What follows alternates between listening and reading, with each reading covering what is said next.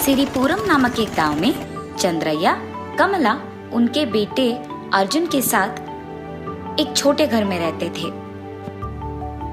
अर्जुन के माता पिता उसको बहुत पढ़ाने के बावजूद वो कोई नौकरी किए बिना घर पे खाली पड़ा रहता था। लेकिन चंद्रैया उसी गांव में डोसा बना के उन्हें बेचता था।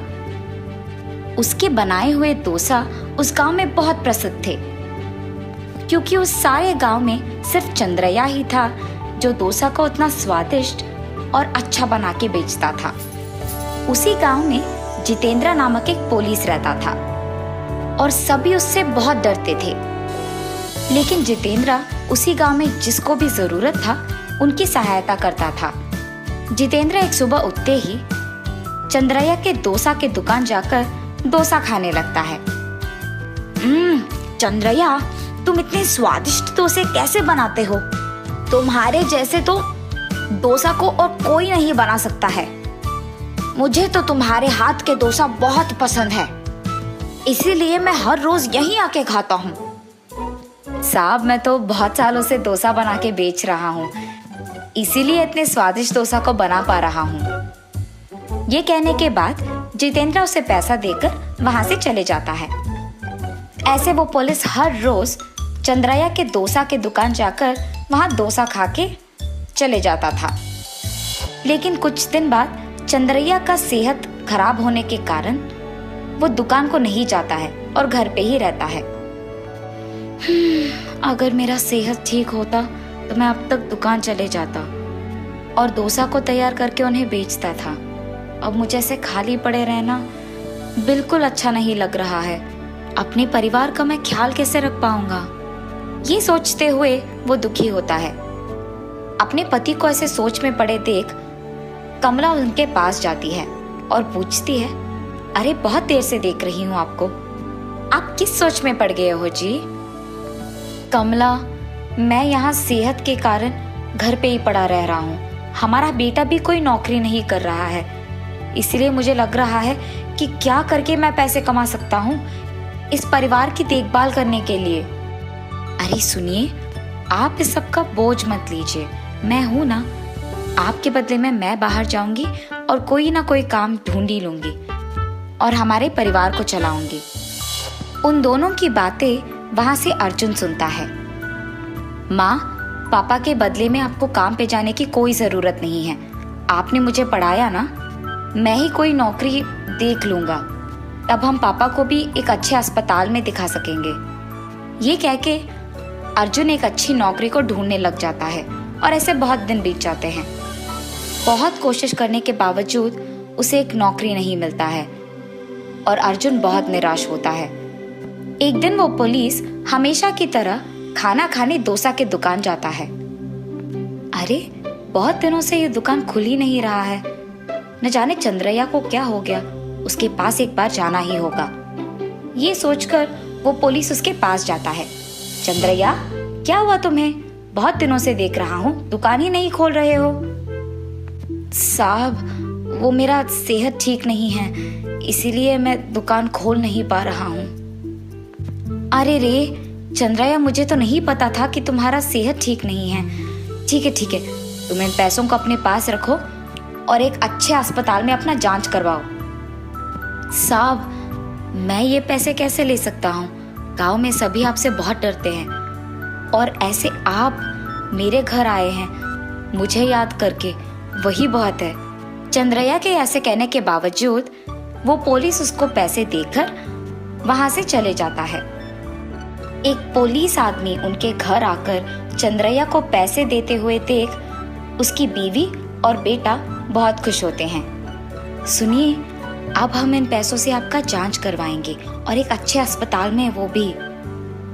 कमला, अगर मैं एक अच्छे अस्पताल में अपना जांच भी करवाऊंगा तो यकीन नहीं है कि मेरा हालत सुधरेगा कि नहीं, इसीलिए हमें इन पैसों को ध्यान से खर्च करना होगा। ये कह के वो सोच में पड़ जाता है। अर्जुन, तुम इस बात को लेकर दुखी हो ना कि तुम्हें कोई नौकरी नहीं मिला है। तुम एक काम करो, मेरी बात सुनकर तुम इन पैसों से अपने खुद का एक व्यापार शुरू करो। ठीक है पापा। ये कह के वो उसके पिता से पैसे लेकर गांव के अंदर जाता है। अब इन पैसों से मुझे ऐसा व्यापार करना होगा जिससे मुझे बहुत लाभ आएगा। ये सोचते हुए वो जब चल रहा था तो उसके सामने एक ऑटो वाला किसी को वहां उतार कर पैसे लेते हुए दिख जाता है। अगर मैंने अब एक व्यापार शुरू किया तो मुझे पता नहीं कि मुझे लाभ आएगा कि नुकसान, पर मुझे इतना तो पता है कि अगर एक ऑटो ड्राइवर ने किसी को एक जगह से दूसरे जगह पहुंचाया तो वो बहुत पैसे लेते हैं। इसीलिए मैं अपने पास मौजूद पैसों के साथ एक ऑटो को खरीदूंगा और उसे चलाते हुए बहुत सारे पैसों को कमाऊंगा। ये फैसला करके वो अपने पिता के दिए हुए पैसों से उसके खुद का एक ऑटो खरीदता है और उस दिन पूरा उस ऑटो को चलाकर शाम को खुशी से आए हुए पैसों को उसके घर लेके जाता है। पापा, आपके दिए हुए पैसों से मैंने एक ऑटो खरीदा और इतना ही नहीं, ये देखिए आज पूरा दिन मैंने ऑटो चलाकर इतने पैसे कमाए। ये कह के वो खुशी से उन पैसों को उनके पिताजी के हाथ में देता है। अर्जुन, उस पुलिस ने हमें पैसे दिया, इसी कारण आज तुमने ये ऑटो चलाकर ये पैसे कमाए। तुम्हारे बचपन में मैंने बड़े सपने देखे कि तुम्हें भी मैं एक पुलिस ऑफिसर बनाऊंगा।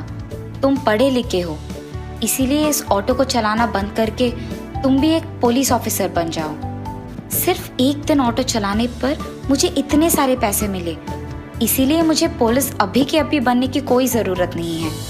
ये सोचकर वो वहां से चले जाता है और ऐसे बहुत दिन बीत जाते हैं। एक दिन उसके ऑटो में उसका दोस्त वरुण बैठता है। अरे वरुण, कैसे हो तुम?